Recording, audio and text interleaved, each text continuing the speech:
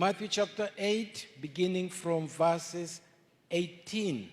And I'm going to read those few verses because of time, so that I encourage you just a little bit. And then next week, we're going to pick up speed as we cover the gospel according to Matthew.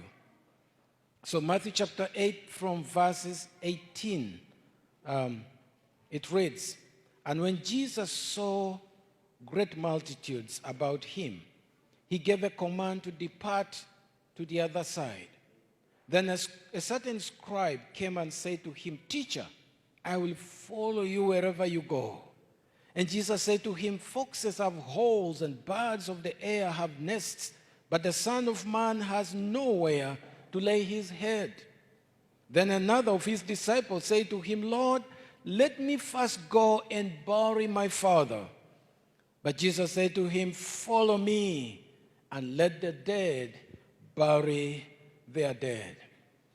So previously, as we started studying through the book of Matthew, I remember I did a very good breakdown of the book of Matthew and just the themes that are there. But we also looked at Matthew chapter 8 and Matthew chapter 9. These two chapters record a series of 10 miracles that were performed by Jesus in the presence of his disciples. Very powerful miracles. And so Matthew, again, as you read through the Gospels, Matthew records these miracles together. He lumps them together in a chronological order as compared to the Gospel of Mark, Luke, and John. He has a reason for that. You see, as you study these Gospels, each of them has a different flavor, different theme. And basically, the Gospel of Matthew, records Jesus as King, King Jesus. And so Matthew has a reason why he brings this whole thing together. And because Matthew is lumping all these miracles together, and I hope you're becoming familiar with the Gospels. So he wants to present Jesus as a king. And that is the purpose of this Gospel of Matthew. So as we study through it, you will find the common theme. Jesus is king. And then as we go through the book of Mark, he presents Jesus as a servant. A servant. And we are going to learn that very soon. The book of Luke presents Jesus in his humanity as a man. And Jesus will repeatedly say, Son of Man, Son of Man. And we get over 80 times in the New Testament where Jesus says, the Son of Man. And finally, John presents Jesus in his deity as God. So each gospel has this little flavor and little emphasis. And Matthew's emphasis is to present Jesus as king. So as we continue with the chapter 8 from verses 18, we've seen these miracles that Jesus have done. We've seen Jesus cleanse a leper. We've seen Jesus heal a centurion. And we've seen Jesus healing Peter's mother. That was the last time when we talked about the third miracle, Peter's mother-in-law. Now this time we are picking from verses 18. And we see Jesus doing all this ministry. And the Bible here says that there was a great multitude. People started to follow Jesus because of the words that Jesus was speaking. His words were very, very powerful. They were not like the empty words of the scribes and the teachers of the law. His words were life. And so people wanted to hear what Jesus had to say. Secondly, they were also following Jesus because they were seeing these miraculous signs. People were being healed, people were being delivered, and they were amazed at what Jesus was doing. And again, to encourage us, the Word of God is still powerful, it is active, it is our source of life. It's our source of strength, the Word of God. And so we see a multitude following about him. And he gives his disciples this command. Let's go to the other side. Probably they wanted to take a rest. Probably they were tired, and maybe, Jesus just wanted to have time with just his disciples. But there was this crowd that was following him. So he says, let's go to the other side. Now, next Sunday, we are going to see what happens in the process of going to the other side. But I want to look at the life of these two men who came to Jesus before they started the journey. The Bible says in verse 19 that a certain scribe, he came to him and said, "Teacher, I will follow you wherever you go." No wonder this scribe said such a thing. He had heard the most powerful teachings. Maybe he was part of the Sermon on the Mount, chapters 5 and 6. He had seen the healings of Jesus, lame people walking, lepers cleansed, demons fleeing. And this guy says, "Jesus, count on me. I will follow you wherever you go." This is what is interesting for me as I look at this passage. Who wouldn't follow Jesus? Assuming he was walking on the face of the earth this morning, who wouldn't follow him? The words he spoke, the work he has done. I was looking at myself yesterday as I was reading through this, and I was like, where would I be without Jesus? Where would I be? Where would we be? Some of us would be drunk this morning. There are people drinking right there. Some of us would have been in prison as we talk this morning. Jesus has done a work in us. Say amen. Yes, he has done a work in each one of us. I know we are not where we are supposed to be, but we are not what we used to be. We are being perfected. I am being perfected. I am not what I used to be. Even though I may not be where I should be. But Jesus has done a work in all of us. He's changing us. Who wouldn't want to follow Jesus? Seeing the work that he has done in the midst of these people. So the scribe comes, "I'll follow you." But wait a minute. He says, let's finish it, verse 20. And Jesus said to him, "Foxes have holes and birds of the air have nests, but the Son of Man has nowhere to lay his head." Then there is this one who says, let me first go bury my father. These two men who talked about following Jesus, but they didn't. And by the way, it is the same reason today that people hesitate or don't follow Jesus. The first man says, "Oh, I will follow you. You're doing miracles. You're speaking with authority. Count on me." But Jesus says to him, "Wait a minute. It is going to cost you."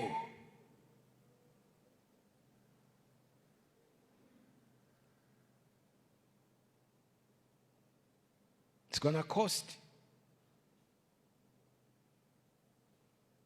You might have nowhere to lay your head.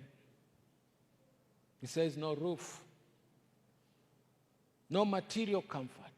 That's what Jesus is saying. If you're going to follow me like you say, there is no material comfort. There is no place to lay your head. There is no roof over your head. It will cost you something. And I believe this man was stung by these words. Jesus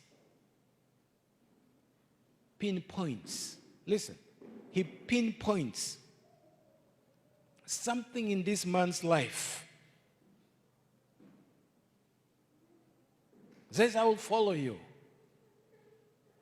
But Jesus is saying, indirectly there is a cost. If you're going to follow me, you're not going to have a roof over your head. You're not going to have a pillow to put your head. And you're not going to have material comfort. And this stung this man, and definitely he wanted a comfortable life.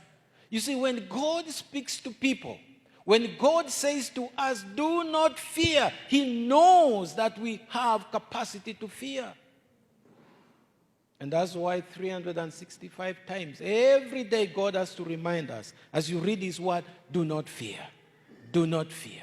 I am with you. Do not fear. He needs to remind us all the time because our hearts are fearful. So for this guy, Jesus knew what was in his heart. He wanted what? Comfort. A comfortable life. And Jesus said, if you're going to follow me, it's going to cost you something. Do you have children, little children, and they are dreaming? What would you like to be? I would like to be an engineer. You've had them. Some of you have children. Ask them. Go home, ask a child. What do you want to be? I want to be a lawyer. I want to be a doctor. And when you go to the parade and you see soldiers marching with guns and white gloves, and it's so nice, and armored carriers rolling around, a little boy will say, I want to be a soldier. Because in their imagination, that is all it is to be a soldier, marching with a gun and all that. But there is a cost. Praise the Lord. If you ever want to be an engineer, you have to crack mathematics. It's hard. There's a cost. Sleepless nights. Feet on water. Taking nguvu coffee. Scratching your head. It's a cost. And for every good thing, there is a cost to it. This scribe was excited. He said, oh, I want to be your disciple. But Jesus says, wait a minute. It is going to cost you. Let me go ahead a little bit. We'll be getting there in a few weeks. Matthew 16 and verses 24. Again, Jesus is talking about the cost. He said, then Jesus said to his disciples, if anyone desires to come after me, let him deny himself and take up his cross and follow me. There is a cost of carrying your cross. Some of us here have been insulted because you're born again. Some of us have been persecuted. That's the cost. Some of us have been denied privileges in public places just because you are a follower of Jesus.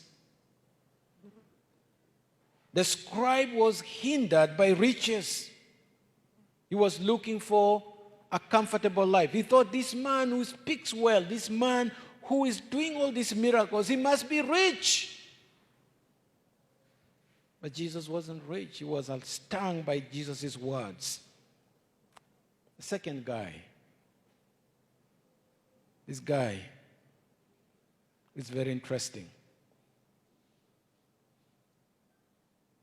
The second guy says, Lord, let me first go and bury my father.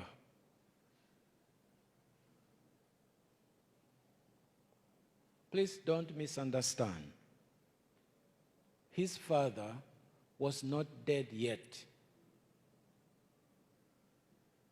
What he's saying is, let me go home, and then after I bury my father, I will come and follow you. It's an expression that was used in those days in saying, as soon as my father dies, I will really start to follow you. That's what he's saying. In other words, he's saying, I feel obligated to that relationship with my father. Why? There is inheritance at stake. And Jesus says to him, let the dead bury the dead. His father was still alive, but because of the relationship, it's a common saying in the Jewish culture during that time, he says, let me first go and bury my father.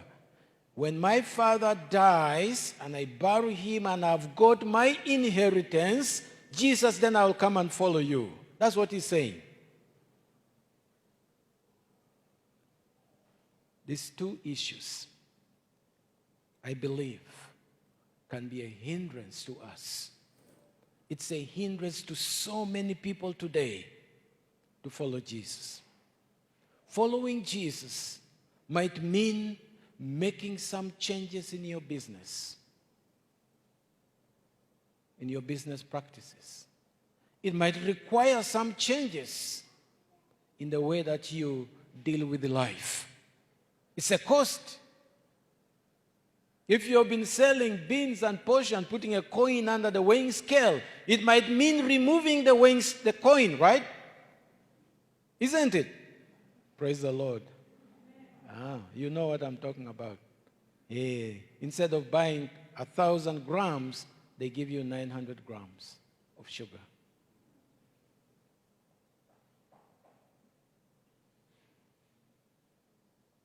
Have you ever heard people say, I want to believe in Jesus, but you see, my only way of income is brewing alcohol. Have you heard them? Or selling a bar. We've gone out to evangelize, but you hear that. My only way of income is selling this alcohol. I brew it. That's how my children are going to school, so I can't get saved. As if Jesus is comparable to selling alcohol. Following Jesus might mean making some changes in our business practices. Following Jesus might also mean letting that unbelieving boyfriend or girlfriend go. It costs. It may cost riches, like this scribe. It might cost relationship, like this guy who said, let me first go bury my father. Sometimes it costs family. Sometimes it might cost your habits. You have to abandon them. Maybe your culture as well. I'm not talking about abandon your culture. I'm talking about there are practices in our culture that you might get rid of. Sometimes it might be our profession.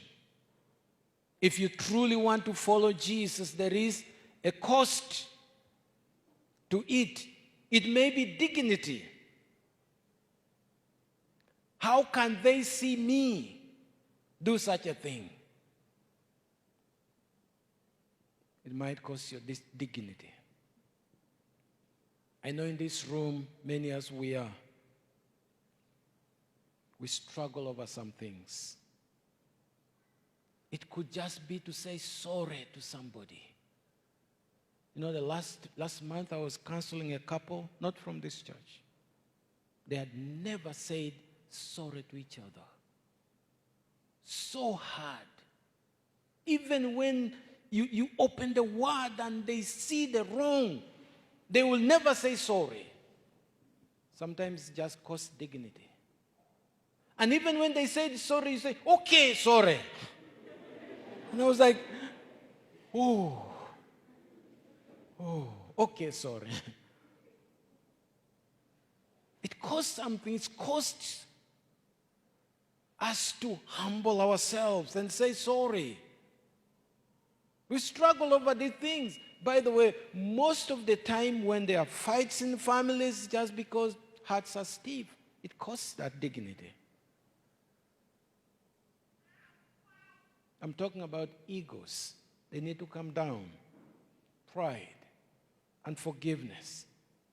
It could cost you to change the way you talk, your tongue. There is a cost to following Jesus.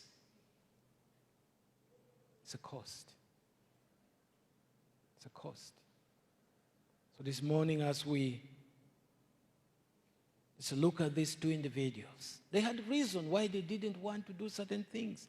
And their reasons were genuine.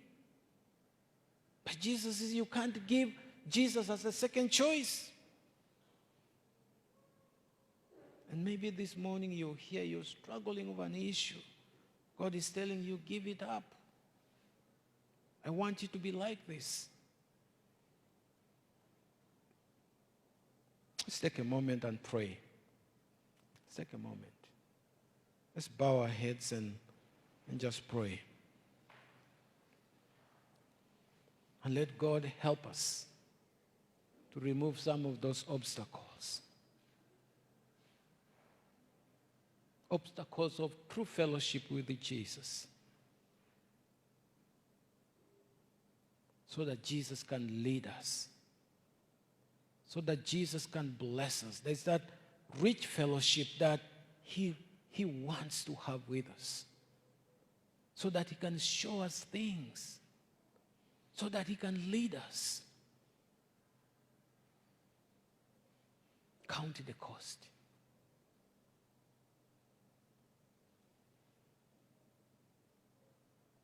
There's a cost for each one of us. Father, we thank you. Look at our lives. There's nothing hidden from you, oh God. My life is like an open book that you know. You know us. You know the reasons we have for not doing some things. Remove hard hearts from us. Remove the heart of stone and give us the heart of flesh. Remove the obstacles and help us to pay the cost. Sometimes it's painful. Sometimes it costs relationships. But be it. Sometimes it might cost riches and money, wealth. It might cost something. Provide us with the needed grace that we might walk in the fullness of your Holy Spirit, lacking nothing but every blessing flowing from us to the other. Thank you, Jesus, for this morning. I pray for your blessing upon your people as they contemplate over the things. I pray that your face might shine on each one of them. That, Lord, they will walk in victory